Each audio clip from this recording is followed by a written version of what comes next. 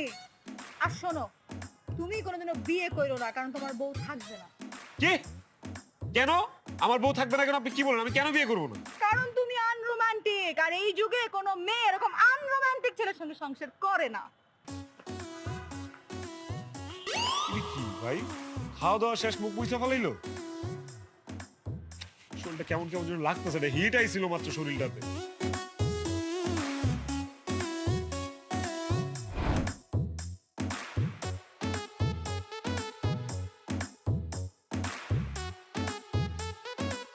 কি ব্যাপার রাতেশ সাহেব, আমাদের অফিসের নতুন চাকরি আপনার কেমন চলতেছে? খুবই বাজে, খুবই জঘন্য, আর আমি জাস্ট বিরক্ত।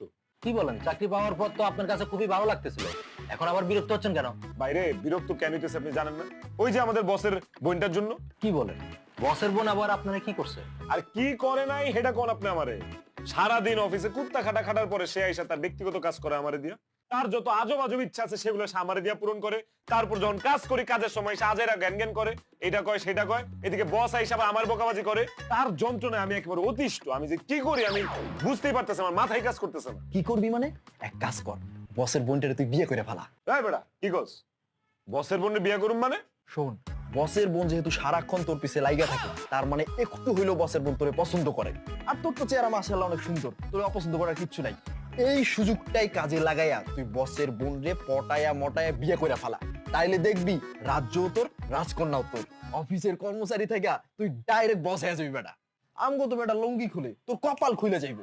কথা তো ঠিকই কইছস, কিন্তু আমি বসের বোনে পটামু কেমনে? আমি যে তারে বিয়ে করতে চাই এটা তারে বলমু কেমনে?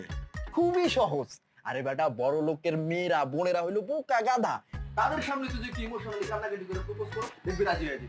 আর সে তো তোর প্রতি দুর্বল আছে, তোরা তো টেনশন দিস। তুই ঠিকই কইছস, আমি তো অফিসে নিজে চোখে দেখলাম বসের বোন তোর পিছে ছাড়ে না। ঠিকই কইছস তোরা। বসের বোন একটু হইলেও আমার উপর দুর্বল আছে, আর এই সুযোগ আমি কাজে লাগাবো। ঠিক আছে, আমি যেমনেই হোক বসের বইনেরে পটায়া বিয়া কইরা রাজ্য সহ রাজকন্যা আমার হাতে নিয়ে আসবো।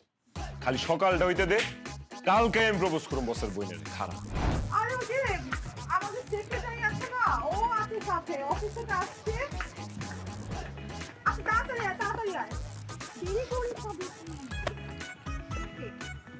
আর আমি যে পার্কের সাথে যে গাছটা, ওই গাছের ওখানে দাঁড়ানো আছি। ওকে,